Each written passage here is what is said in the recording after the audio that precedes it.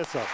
1997ರಿಂದ ಕಣ್ಣನವ್ರನ್ನ ಬೆಂಗಳೂರಿಗೆ ಕರ್ಕೊಂಬರ್ಬೇಕು ಅಂತೇಳಿ ನಾನು ಒಂದು ತಮ್ಮ ಭಾಳ ಆಲೋಚನೆ ಮಾಡಿದ್ವಿ. ಒಂದು ಅವಕಾಶ 2000ರಲ್ಲಿ ಕಾಯ್ತಾ ಇತ್ತು. 2000 ನನ್ನ ಮಗಳ ಮದುವೆ ಆಯಿತು. ಮಗಳ ಮದುವೆಯಲ್ಲಿ ಸತ್ಯನಾರಾಯಣ ಪೂಜೆ ಮಾಡಬೇಕು ಅಂತ ಕರ್ಕೊಂಬಂದು ಅವತ್ತು ಸತ್ಯನಾರಾಯಣ ಪೂಜೆನಲ್ಲಿ ಸ್ವಾಮಿ ಮತ್ತು ಶೈಲಜಾ ಸಂತೋಷ್ ಬಂದರು. ಬೆಳಗ್ಗೆ ಎದ್ದು ಕರ್ಕೊಂಡು ಹೋಗಿ ಉದಯ ಟಿ ವಿನಲ್ಲಿ ಬಿಟ್ವಿ. ಆ ನಂತರ 17 ವರ್ಷಗಳ ನಿರಂತರ ಪಯಣ ಇಲ್ಲಿವರೆಗೂ ಸಾಕೊಂಡು ಬಂದಿದೆ. So nice.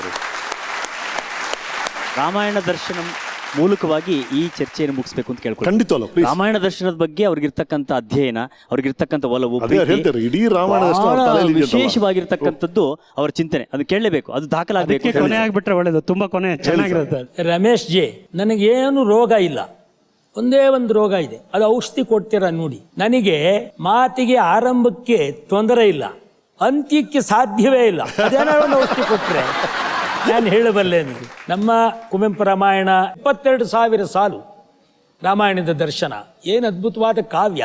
ನಮ್ಮ ಜನ ಆ ಕಾವ್ಯದ ರಸಾಸ್ವಾದನೆಯಾದರೂ ಮಾಡಬೇಕು. ಆ ದೃಷ್ಟಿಯಲ್ಲಿ ನಮ್ಮ ಸ್ವಾಮಿ ಮಾಮ ಹೇಳಿದಾಗೆ 2 ಭಾಗಗಳನ್ನು ಮಾತ್ರ ಹೇಳ್ತೀನಿ. ಒಂದು ಶಬರಿ, ಒಂದು ಅಡಿಗೆ ಮಾಡುವಂಥದ್ದು. ಒಂದು ದಿನ ಮಿನ ಉದಯದಲ್ಲಿ ತರಳೆ ಸೀತೆ ರವಿಕರ ಕಾಂತ ಕಾಂತಾರದಂತರದಿ ನಲಿವಿಂದಿಳಿದು ಬಂದು ವೇಗಗಾಮಿನಿಯ ಸಲಿಲ ಯೌವನ ಮಾಲ್ಯವತಿಯಲ್ಲಿ ಋಷಿ ಸತಿಯರಂಗ್ ಕಂಡು ವಂದಿಸಿ ನುಡಿಸಿ ಬೆಳ್ಳಾರುಡಿಯ ತಳ್ಮಡಿಯ ನುಟ್ಟು ಮುಗುಳಲರ್ ಪೆಣ್ಣಾಯಿತು ಪೆಣ್ಣೆ ಮುಗುಳಲರಾಯಿತು ಹೇಳಂದ ಅಡವಿಯೇ ಸೋಜಗಂಬಡುತ್ತಿರಲ್ ತಮ್ಮಲವನೆಗೆ ಮರಳ್ದು ಏರಿ ನಡುದಡಿಗೆ ತೊಡಗಿದಳ್ ಪಸಿಸೋದೆಯಿಂದ ಅಡಿಗೆ ಉರಿವೋರಲೊಲ್ಲದಿರೆ ಧರಣಿಸುತೆ ಮುಳಿದೊಲೆಯ ಮೋರೆಯಂತಿವಿದು ಕಣ್ಣೊರಸಿ ಮೂಗೊರಸಿ ಮೊಗಮೆಲ್ಲ ಮಸಿಯಾಗೆ ಮಿಂದುಟ್ಟ ಮಡಿಮಾಸೆ ಸಿಗ್ಗೇರ್ದು ಸಿಡುಕುತ್ತಿರೆ ವಜ್ರರೋಮಾಷ್ಟ್ರದಿಂ ಅನಧ್ಯಯನಮ ಮುಗಿಸಿ ರಾಮನ್ ಐತಂದನಲ್ಲಿಗೆ ಕರದನರ್ಧಾಂಗಿಯಂ ಕಾಣದಿರೆ ಹೊಗೆಯ ಹೊಟ್ಟೆಯಳಿರ್ದೆವೋ ಕೊಂಡಳಂ